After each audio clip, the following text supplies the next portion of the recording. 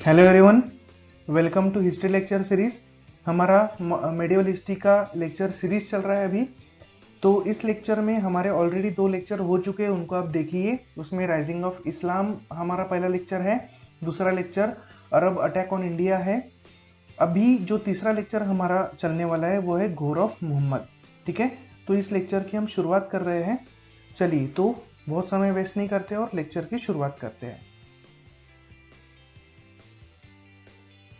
हम पढ़ने वाले हैं वो है घोर ऑफ मोहम्मद। घोर क्या है? अब ये घोर एक शासन का नाम है जो कि गजनी से बाद में अलग हुआ था। गजनी एम्पायर जो था उससे अलग होकर अफगानिस्तान का जो एरिया था उसी को घोर नाम दिया गया। ठीक है, तो इस लेक्चर में हम कंटिन्यू एग्जाम्स में लगने वाला है, जहां पर भी हिस्ट्री होता है वहां पर ये लेक्चर आपके काम में आएगा। तो मोहम्मद गोरी हमको सबसे ज्यादा पढ़ना है क्योंकि इसी ने भारत के ऊपर कई बार हमले किए थे। ठीक है, तो मोहम्मद गोरी को हम देखेंगे, लेकिन उसके पहले हमको देखना है सबसे पहले ये गियासुद्दीन बिन शाम। तो ये गियासुद्दीन बिन शाम कौन था? तो ये मोहम्मद गोरी का बड़ा भाई था। इसने घोर डायनेस्टी की स्थापना किया, घोर वंश की स्थापना किया। ये थे कौन? तो देखिए, जो शाम थे या तो जो मोहम्मद गोरी या तो उनके भाई वगैरह जो थे, ये सब ये थे गुलाम थे। कहाँ के गुलाम थे? तो गजनी जो डायनेस्टी थी, गजनी एम्पायर जो था वहां पर ये गुलामी करते थे। ठीक है, तो इन्होंने क्या किया, गजनी एम्पायर से अलग ये आए और अफगानिस्तान के रीजन में, जो north west region of Afghanistan है, वहां पर इन्होंने घोर डायनेस्टी की, खुद की डायनेस्टी अलग से स्थापित किया। ठीक है, और ये स्थापित कब करेंगे? जब इनको मुक्ति मिल जाएगी। तो इनको गुलामी से मुक्ति मिल गई और इन्होंने कौन सा शासन अपनाया, कौन सा शासन बसाया? तो घोर शासन बसाया। घोर, घोर मतलब अफगानिस्तान का एरिया, आपको याद रखना है। पहले अफगानिस्तान को घोर कहा जाता था। ठीक है, तो 1163 में क्या किया? 1163 ने जो मोहम्मद गोरी का बड़ा भाई था गियासुद्दीन बिन शाम, ठीक है, गयासुद्दीन इसको कहा जाएगा हिंदी में, तो गयासुद्दीन बिन शाम ने इस डायनेस्टी की शुरुआत किया था 1163 में ईस्वी में। ठीक है, तो गियासुद्दीन शाम जो था, इसने क्या किया, इसने गजनी शासन के ऊपर हमला किया और हमला करने के बाद फिर जो एम्पायर जो था, जो जीता था, उसने वो अपने छोटे भाई को दे दिया। मतलब किसको? मोहम्मद गोरी को दे दिया। तो आपको याद रखना है, गियासुद्दीन शाम अटैक्ट ऑन गजनी एम्पायर, और गजनी एम्पायर को हमला करने के बाद उसने क्या किया, वो शासन मोहम्मद गोरी को दे दिया चलाने के लिए। ठीक है, तो अभी शासनकर्ता कौन बन गया? वो बन गया है मोहम्मद गोरी। ओके, देन आगे में हम बढ़ते हैं। तो 12वीं शताब्दी के अंत में मोहम्मद गोरी ने भारत के ऊपर हमले करना शुरू कर दिया। देखो, ये इंडिया का मैप है मान लो। ठीक है, ये यहाँ पर ये इंडिया है, ये इंडिया है। ठीक है, थोड़ा बराबर नहीं निकल रहा है लेकिन आप समझ सकते हो। ये इंडिया है, ये वाला एरिया। ठीक है, ये मान लो इंडिया है, ये ऐसा जाएगा। ये गुजरात कह रही है, राजस्थान कह रही है, दिल्ली। ठीक है, ये जम्मू कश्मीर, ये राजस्थान। ठीक है, तो ये जो एरिया है ये वाला, यहाँ पर ये लोग शासन करते थे, यहाँ पर। ठीक है, तो ये जो था ये घोर इसको कहा जाता था, इस प्रदेश को घोर कहा जाता था। यहाँ से भारत काफी पास में, ये पाकिस्तान का एरिया, वो बाद में भारत, बराबर। ठीक है, तो ये बॉर्डर लगी हुई थी उस समय घोर की भारत से। तो इन्होंने क्या किया, भारत के ऊपर 12वीं शताब्दी के अंत में हमले करना शुरू कर दिया। सबसे पहला हमला मोहम्मद गोरी का होने वाला है 1175 में मुल्तान नाम की जगह पर। मुल्तान अभी तो पाकिस्तान में, लेकिन उस समय भारत में था। तो मुल्तान के ऊपर इसने हमला किया। उस समय मुल्तान के ऊपर करमार्थियंस जो थे, करमार वंश के जो राजा थे, उनका शासन चल रहा था। ठीक है, तो उनको हरा दिया मोहम्मद गोरी ने। उसके बाद में 1178, याद रखना ये काफी ज्यादा इंपॉर्टेंट पॉइंट है, 1178 एडी में इसने, मोहम्मद गोरी ने गुजरात के ऊपर हमला किया। और गुजरात में उस समय शासनकर्ता जो था उसका नाम था भीम द्वितीय, भीम सेकंड। ठीक है, तो भीम सेकंड ने क्या किया था, भीम सेकंड ने मोहम्मद गोरी को हरा दिया। ठीक है, तो आपको याद रखना है, मोहम्मद गोरी को भारत में सबसे पहले किसने हराया? तो वो कौन था? भीम सेकंड। और भीम सेकंड जो था ये गुजरात का शासन करता था, सोलंकी डायनेस्टी का ये राजा था। ये जो इनके बीच में लड़ाई हुई, भीम सेकंड और मोहम्मद गोरी के बीच में जो लड़ाई हुई, इस लड़ाई को कहा जाता है कशाद की लड़ाई। ठीक है, तो कशाद नाम की जगह पर ये लड़ाई होने के कारण वो नाम उसको दिया गया है। देन इसके बाद में आपको ये पॉइंट काफी ज्यादा याद रखना है कि सबसे पहले मोहम्मद गोरी भारत में किसके द्वारा हारा था। ये कई बार क्वेश्चन पूछा गया है एसएससी में, रेलवेज में कई बार पूछा गया है, ठीक है।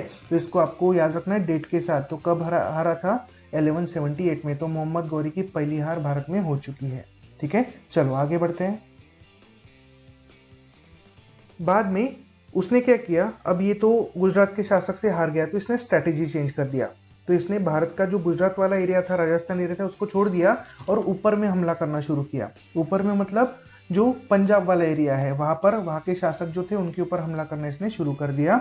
और वहां पर इसने 1181 में 1181 में उसने पंजाब के ऊपर हमला किया। उस समय खुसरो मलिक नाम का एक शासक था, ठीक है।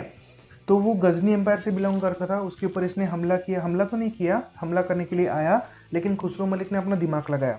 खुसरो मलिक ने क्या किया, खुसरो मलिक ने मोहम्मद गौरी को बहुत सारे आभूषण वगैरह दे दिए, आभूषण गिफ्ट्स वगैरह बोल सकते हैं, दे दिए। और लड़ाई को उसने क्या किया, अवॉइड किया कि तुम ये सब ले लो और चले जाओ, ठीक है, मुझे मारो मत या तो लड़ाई मत करो। तो उसके कारण खुसरो मलिक तो अभी बच गया, लेकिन बाद में फिर जो मोहम्मद गौरी है ये फिर से 1185 1186 में आया। देखो पहले 1181 में आया, लेकिन उसको गिफ्टेड मिल गया तो उसने लड़ाई नहीं किया, वापस चला गया। बाद में मोहम्मद गौरी फिर से 1185-86 में आया और उसी पंजाब के ऊपर फिर से हमला करके उसने क्या किया, लाहौर के ऊपर अपना कब्जा कर लिया। खुसरो खान को हरा दिया और लाहौर के ऊपर अपना कब्जा कर लिया था, ठीक है। तो ये पढ़ते हैं। अब सबसे इंपॉर्टेंट चीज हमको यहाँ देखनी है, इंपॉर्टेंट बैटल्स मोहम्मद गौरी की है। तराइन का बैटल फर्स्ट और तराइन की बैटल सेकंड, और यहाँ पर रोल आने वाला है पृथ्वीराज चौहान का। ये पृथ्वीराज चौहान तीसरे थे, इनके फादर का नाम था सोमदेव विग्रहराज, ठीक है। तो ऐसे पहले पृथ्वीराज चौहान थे, दूसरे, तीसरे, तो हम जिनकी बात करें वो तीसरे पृथ्वीराज चौहान है, ठीक है। तो पृथ्वीराज चौहान और मोहम्मद गौरी, याद रखना है, पृथ्वीराज चौहान और मोहम्मद गौरी के बीच में लड़ाई हुई थी, जिसको कहा जाता है तराइन की लड़ाई, Tarain, battle of Tarain first, ठीक है। और इस लड़ाई में पृथ्वीराज चौहान जीते थे, फिर से मोहम्मद गौरी हारा। तो आपको क्वेश्चन बनता है मोहम्मद गौरी को दूसरी बार भारत में किसने हराया था। तो आपको नाम याद रखना है, मोहम्मद गौरी को दूसरी बार भारत में हराने वाला कौन है, पृथ्वीराज चौहान तृतीय, थर्ड, ठीक है। तो पहली बार किसने हरा था, याद करो पुरानी स्लाइड, भीम द्वितीय, जो कि गुजरात का शासक था, सोलंकी डायनेस्टी से बिलोंग करता था, ठीक है। तो इसके बाद में गजनी का जो मोहम्मद गौरी था ये काफी ज्यादा परेशान हो गया और वापस अपनी जगह वापस लौट गया। घोर एम्पायर है तो गजनी एम्पायर में वापस लौट गया, ठीक है। काफी ज्यादा वो परेशान हो गया था कि हार गया, बाद में नाराज हो गया था, बहुत सी चीजें हुई। बाद में उसने अपनी ताकत बढ़ाई, ठीक है। और ताकत बढ़ाने के बाद फिर से वो भारत में आया और पृथ्वीराज चौहान को फिर से उसने ललकारा और एक लड़ाई होने वाली है, दैट इज तराइन का बैटल दूसरा, ठीक है। अब ये तराइन का दूसरा जो बैटल था इसमें उल्टा होगा। इसमें क्या होगा, मोहम्मद गौरी जीत जाएगा। ये लड़ाई मोहम्मद गौरी जीत गया, पृथ्वीराज चौहान ये लड़ाई हार जाएंगे। क्यों, क्योंकि पृथ्वीराज चौहान को जो आजू बाजू वाले जो राजा थे, जो शासक थे, कन्नौज का राजा था जयचंद, बाद में और भी कई राजा थे, उनका सपोर्ट नहीं मिला, जिसके कारण पृथ्वीराज चौहान ये लड़ाई हार जाएंगे, ठीक है। देन पृथ्वीराज चौहान जो थे, इनको कहा यह जाता है कि मोहम्मद गौरी अपने साथ ले गया और उनको मार दिया, ठीक है। पृथ्वीराज चौहान ने रेबल किया था, रेबल मतलब जिसको हम बोलते हैं विद्रोह किया था, और बाद में इसने क्या किया, पृथ्वीराज चौहान को मार दिया, ऐसा कहा जाता है। तो ये एग्जैक्ट क्या हुआ क्या नहीं, किसी को नहीं पता, उसके बारे में स्टोरी है, आगे में हम बताएंगे, ठीक है।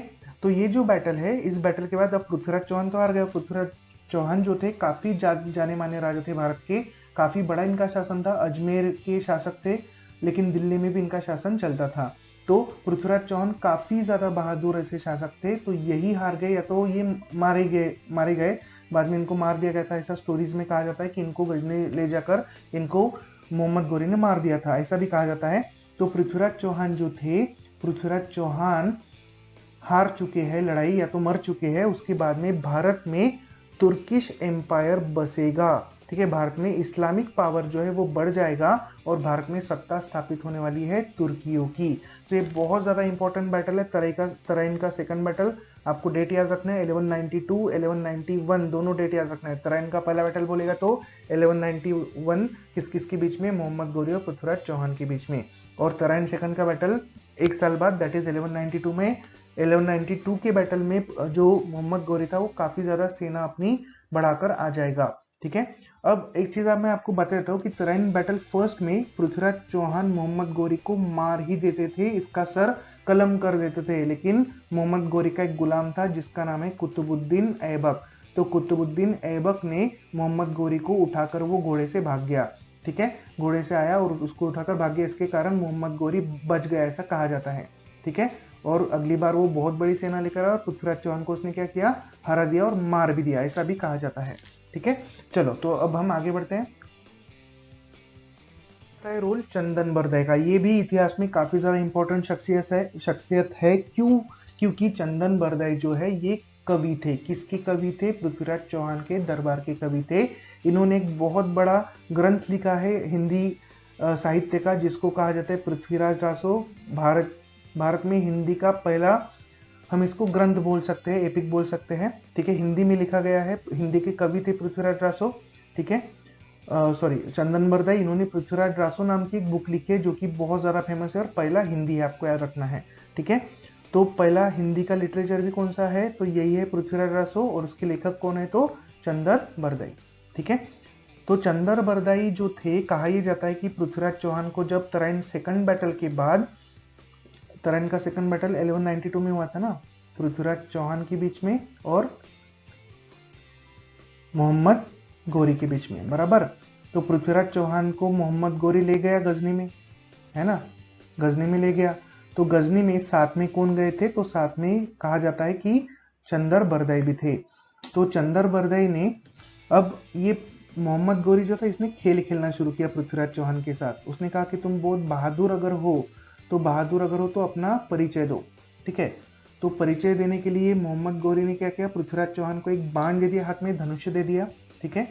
और धनुष्य देने का, आंखें वगैरह फोड़ दी थी, तो आंखों के ऊपर पट्टी थी, आंखें फूटी हुई थी गरम गरम सलाखों से। तो पृथ्वीराज चौहान को कहा गया कि तुम बंद आंखों से कुछ करके दिखाओ। तो पृथ्वीराज चौहान को सजेस्ट करने का काम किसने किया था? तो चंदन बरदई ने किया था। चंदन बरदई ने उस समय 4 लाइन बोली, वो 4 लाइन मैं यहाँ पर लिख देता हूँ आपके लिए। 4 बास 24 गज, 4 बास 24 गज, अंगुल अष्ट प्रमाण ता ऊपर सुल्तान है, मत चूकियो चौहान, मत चूकियो चौहान। देखो लाइन का अर्थ आपको समझ में आ गया होगा, एक बार पढ़ के बता देता हूँ।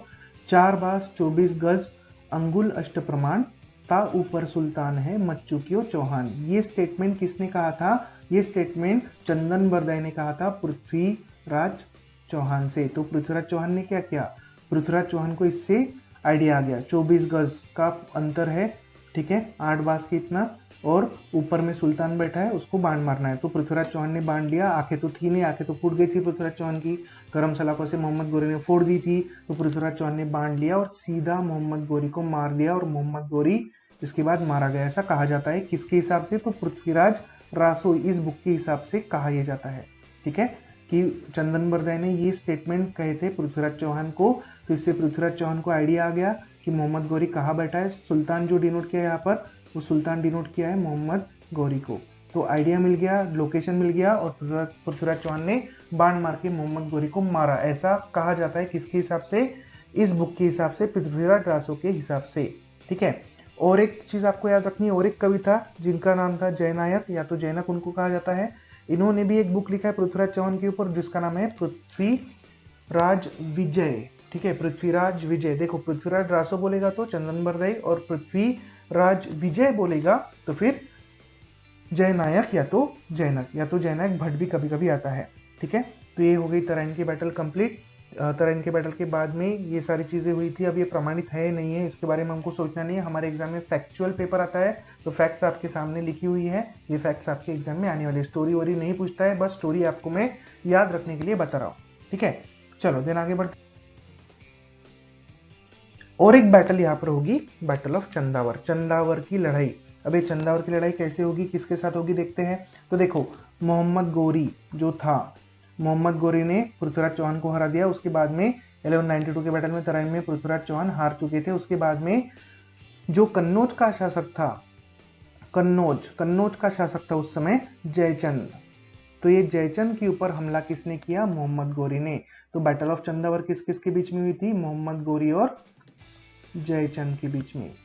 अब ये जयचंद कौन था? तो जयचंद था संयोगिता का फादर, संयोगिता। अब ये संयोगिता कौन है? तो Sanyogita is wife of Prithviraj Chauhan, wife of Prithviraj Chauhan, बराबर। ठीक है, पृथ्वीराज चौहान की पत्नी कौन है? संयोगिता। संयोगिता किसकी लड़की है? जयचंद्र की लड़की है। तो जयचंद और पृथ्वीराज चौहान दोनों का जमता नहीं था, उन दोनों में 36 का आंकड़ा था, है ना। तो इसलिए जब तराइन की सेकंड बैटल हुई तो जयचंद ने पृथ्वीराज चौहान को मदद नहीं की थी। ठीक है, तो पृथ्वीराज कहा ही जाता कि संयोगिता को पृथ्वीराज चौहान ने भगाकर लाने के कारण जयचंद नाराज था। ठीक है, तो संयोगिता जो थी ये पृथ्वीराज चौहान को मन ही मन में चाहती थी, इसलिए पृथ्वीराज चौहान ने उनको भगाकर लाया था। जो जयचंद थे इन्होंने क्या किया? संयोगिता का स्वयंवर रखा, लेकिन स्वयंवर में पृथ्वीराज चौहान को बुलाया ही नहीं। तो इसके कारण पृथ्वीराज चौहान जो थे इन्होंने क्या किया? संयोगिता को उन्होंने भगाकर शादी कर ली थी। ठीक है, ये इतिहास में प्रमाणित है, बिल्कुल प्रमाणित है। फिर उसके बाद में अब 1194 की लड़ाई जो थी वो जयचंद हार गया। ठीक है, मतलब पृथ्वीराज चौहान के जो ससुर थे वो भी ये लड़ाई हार गए। ठीक है, वाराणसी में शासन करते थे, कन्नौज में शासन करते थे, तो ये भी इसके ऊपर भी कब्जा हो गया है अभी मोहम्मद गोरी का। तो मोहम्मद गोरी ने पृथ्वीराज चौहान को भी हरा दिया, पृथ्वीराज चौहान के ससुर जयचंद को भी हरा दिया। ठीक है, तो अभी इसके बाद में भारत में पूरी सत्ता जो है वो किसकी स्थापित हो जाने वाली है? मोहम्मद गोरी की। लेकिन मोहम्मद गोरी जो है अपनी पूरी भारत में जीती हुई सत्ता किसको देने वाला है? उसके गुलाम को, जिसका नाम रहेगा कुतुबुद्दीन ऐबक, जिसने तराइन के पहले बैटल में इसकी जान बचाई थी। आपको याद होगा तराइन का फर्स्ट बैटल, उसमें मोहम्मद गोरी को पृथ्वीराज चौहान मार डालते थे, इसका सर कलम कर डालते थे, लेकिन बचाया किसने था? कुतुबुद्दीन ऐबक घोड़े के ऊपर से और मोहम्मद गोरी को उठाकर ले गया। ठीक है, तो इसके कारण कुतुबुद्दीन ऐबक को भारत की सत्ता यहाँ पर मिलने वाली है मोहम्मद गोरी के द्वारा। तो मोहम्मद गोरी ने भारत की सत्ता जो थी वो किसको दे दी? ऐसा हम बोल सकते हैं, किसको दे दी? कुतुबुद्दीन ऐबक को। लेकिन कुतुबुद्दीन ऐबक गुलाम था, याद रखना। इसलिए एक नया वंश भारत में स्थापित होने वाला है जिसको नाम दिया जाएगा स्लेव डायनेस्टी, गुलाम डायनेस्टी। इसके बाद में जो डायनेस्टी बसेगी कुतुबुद्दीन ऐबक के द्वारा बसाई जाएगी वो रहेगा गुलाम वंश, स्लेव डायनेस्टी। ठीक है, तो जयचंद हार चुका है, कन्नौज सीज हो गया है, कन्नौज के ऊपर कब्जा हो चुका है, वाराणसी के ऊपर कब्जा हो चुका है, और मोहम्मद गोरी ने अपना शासन किसको दे दिया है? कुतुबुद्दीन ऐबक को। कुछ पॉइंट्स मैं आपको बताता हूं। पृथ्वीराज चौहान की शादी हुई थी संयोगिता के साथ, ये अभी तो मैंने बताया। देन मुस्लिम रूलर जो थे, मुस्लिम रूलर्स जो है, शासक जो है, वो पृथ्वीराज चौहान को राय पिथौरा नाम से जानते हैं। राय पिथौरा का किला भी आपको इतिहास में देखने को मिल जाएगा राजस्थान में। देन उसके बाद में मोहम्मद गोरी जो है, मोहम्मद गोरी की तो डेथ हो चुकी थी। उसके बाद में मोहम्मद गोरी ने अजमेर का जो शासक है वो नियुक्त किया था गोविंदराज को। अब ये गोविंदराज कौन थे? तो गोविंदराज पृथ्वीराज चौहान के ही सन था, मतलब लड़का था। ठीक है, पृथ्वीराज चौहान के लड़के का नाम क्या रहेगा? गोविंदराज। तो जो मोहम्मद गोरी है, मोहम्मद गोरी ने अपॉइंट किसको किया? राजा किसको बनाया? गोविंदराज को। ठीक है, अजमेर का राजा बना दिया। और गोविंदराज कौन था? पृथ्वीराज चौहान का लड़का था। ठीक है, लेकिन जो गोविंदराज थे इनके पास से गोविंदराज के चाचा मतलब हरिराज चौहान, इन्होंने सत्ता हड़प ली, मतलब ले ली। ठीक है, तो गोविंदराज जो है, गोविंदराज के अंकल कौन है? हरिराज चौहान। मतलब हरिराज चौहान किसके भाई है? पृथ्वीराज चौहान के भाई। देखो समझो, ठीक है, पृथ्वीराज चौहान मारे गए, पृथ्वीराज चौहान के भाई कौन है? हरिराज चौहान। पृथ्वीराज चौहान का लड़का कौन है? गोविंदराज। गोविंदराज के हाथ में सत्ता आ गई, लेकिन वो किसने छीन ली? हरिराज चौहान ने, मतलब गोविंदराज के चाचा ने, मतलब पृथ्वीराज चौहान के भाई ने। ठीक है, छीन ली सत्ता। अब छीनने के बाद ऑब्वियस सी बात है, नेक्स्ट रूलर कौन बन जाएंगे? हरिराज चौहान बन गए। ठीक है, अब उसके बाद में अब जो कुतुबुद्दीन ऐबक था, इसको गुस्सा आएगा, मतलब मोहम्मद गोरी का ही गुलाम था, तो इसको गुस्सा आ गया कुतुबुद्दीन ऐबक को, और इसने क्या किया? हरिराज के ऊपर हमला किया और उसको हरा दिया। इस लड़ाई से ये हरिराज इतना ज़्यादा परेशान हो गया, इसने आत्महत्या कर ली, सुसाइड कर लिया। ठीक है, हरिराज ने सुसाइड कर लिया। अब देखो, पृथ्वीराज चौहान मर चुके हैं, हरिराज चौहान मर चुके हैं, तो बचा कौन है? गोविंदराज। तो नेक्स्ट रूलर कौन बनेगा? ऑब्वियस सी बात है, गोविंदराज ही अगला रूलर बनेगा। गोविंदराज को पहले भी सत्ता मिली थी, लेकिन हरिराज चौहान ने उससे छीन ली, बाद में हरिराज चौहान को किसने हराया? कुतुबुद्दीन ऐबक ने। और हरिराज चौहान ने क्या कर लिया? सुसाइड कर लिया। ठीक है।